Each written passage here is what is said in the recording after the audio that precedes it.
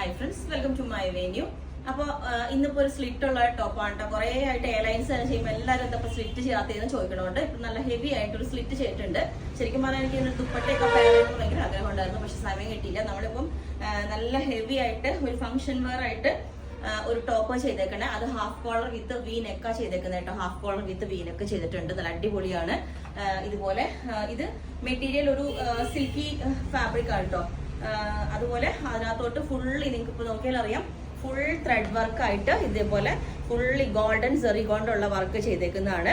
എന്നിട്ട് എൻഡിലോട്ട് ഇതേപോലെ നല്ല ഈ സിൽക്ക് സാരീസിന്റെ ഒക്കെ ബോർഡർ പോലെ ഫുള്ളി വീവിങ്ങും സീക്വൻസും ഒക്കെ വെച്ചിട്ട് ഇതേപോലെ നല്ല ഭംഗിയായിട്ട് കൊടുത്തിട്ടുണ്ട്. ബാക്ക് സൈഡ് ഇതിന്റെ എന്താ പറയാ, പ്ലെയിൻ ആയിട്ടുള്ള ഒരു സെമി സിൽക്ക് ഫാബ്രിക്കാണ് നമ്മൾ വെച്ചേക്കുന്നത്. പിന്നെ ഈ ഒരു ത്രെഡിന്റെ പ്രത്യേകത കണ്ടോ, ഇതിന്റെ അകത്തോട്ട് ഇതുപോലെ ഈ അകത്ത് നോക്കിയാൽ അറിയാം, ഫുൾ ആ ഒരു എംബ്രോയിഡറിയുടെ അകത്ത് നമ്മൾ സെയിം ടോണിലുള്ള ഒരു മെറൂൺ എംബ്രോയിഡറിയും കൊണ്ട് ഫിൽ ചെയ്തിട്ടുണ്ട് കണ്ടോ. ക്ലോസ് ആയിട്ട് നോക്കിയാൽ അറിയാം, അതിന്റെ അകത്തോട്ട് ഫുൾ എംബ്രോയിഡറി ചെയ്തിട്ടുണ്ട്. വെറുതെ ഗോൾഡൻ ഒരു വർക്ക് അല്ല ചെയ്തേക്കുന്നത്, അതിന്റെ അകത്തും ഫുൾ നല്ലൊരു വർക്ക് കൊടുത്തിട്ടുണ്ട്. ബാക്ക് സൈഡ് ഇതേപോലെ ഉണ്ടാവും. അപ്പോൾ ഞാനിപ്പം ശരിക്കും പറഞ്ഞാൽ ഇതിന് എനിക്ക് ബോട്ടവും ദുപ്പട്ട ഒന്നും പെയർ ചെയ്യാനുള്ള ടൈം കിട്ടിയില്ല.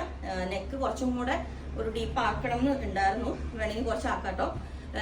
അതുപോലെ സ്ലീവും ഈ ഒരു ഫാബ്രിക് തന്നെ കൊടുത്തേക്കുന്നത്. എനിക്ക് ചെറിയൊരു ബോർഡർ കൊടുത്തിട്ടുണ്ട്.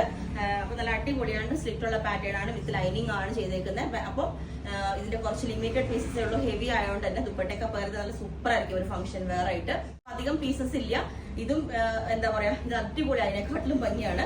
ഇതിന്റെ ബാക്ക് സൈഡ് നമ്മൾ ക്രഷ്ഡ് ഓർഗൻസി ആണ് കൊടുത്തേക്കുന്നത്. നല്ല അത് ശരിക്കും പ്യുവർ ജോർജറ്റിന്റെ ഒരു ഫീലാണ് ആ ഒരു ഫാബ്രിക്കിന്. ഇതിന്റെ വർക്ക് കണ്ടോ, ഇതും ഫുള്ളി ബ്ലാക്ക് കളറിലോ ഇതുപോലെ എംബ്രോയിഡറി, ഫുൾ എംബ്രോയിഡറി ആട്ടോ. ഇതിന്റെ എൻഡിലോട്ടും ഇതുപോലെ സീക്വൻസും ത്രെഡും ഒക്കെ വെച്ചിട്ട് വർക്ക് ചെയ്തിട്ടുണ്ട്. ആ ഗോട്ടയുടെ വർക്കിന്റെ അകത്ത് കണ്ടോ, ഓരോ ആ ഫ്ലവേഴ്സ് ഒക്കെ എംബ്രോയിഡറി വെച്ചിട്ടാണ് ഹൈലൈറ്റ് ചെയ്തേക്കണം. അപ്പൊ നമുക്ക് ദൂരെ നോക്കുമ്പോൾ ഇതൊരു എന്തോ ഒരു വലിയ റൗണ്ടിലൊരു ഫ്ലവർ ആയിട്ട് തോന്നുന്നത്. അതുകൊണ്ടാണ് ഞാൻ ഇതിന്റെ ക്ലോസ് ആയിട്ട് കാണിച്ചു തന്നെ. ഫുൾ ആ വർക്ക് നല്ല ഭംഗിയാണ്, ഒരു സിൽക്കിന്റെ ഫിനിഷിംഗ് പോലെ. ഒന്നും കൂടെ ക്ലോസ് ആയിട്ട് കാണിച്ചു തരാം. നിങ്ങൾക്ക് നിങ്ങളിൽ അത്രയും കിട്ടുന്നുണ്ടോ എന്നുള്ളൊരു ഇതുകൊണ്ടാണ് കേട്ടോ. ഫുൾ സീക്വൻസ് ഒക്കെ കൊടുത്തിട്ട് ഒരു വർക്കാണ്. അപ്പം ഈ ഒരു പാറ്റേൺ ഇതിൽ ഞാൻ വീഡിയോ ഇട്ടിട്ടുണ്ട് ഓൾറെഡി.